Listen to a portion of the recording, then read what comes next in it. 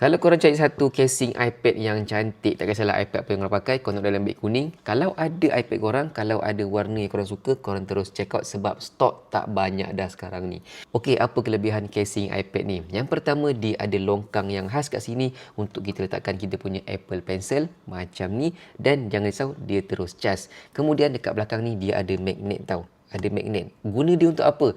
Guna dia adalah untuk kita lekatkan casing dalaman ni dengan casing luaran dia yang ini. So, dia ada dua. Casing dalaman dan juga casing luaran dia. Jadi, korang boleh buka casing luaran ni, kemudian korang boleh lekatkan macam ni sahaja. Sebab dia ada magnet, jadi dia melekat elok, cantik. Tak ada masalah. Cuma jangan goyang-goyang lebih sangat, takut dia terjatuh. Kemudian, korang boleh tutup dan boleh lekatkan dia punya kunci macam ni. Kalau korang gunakan Apple Pencil, dia lebih selamat lagi.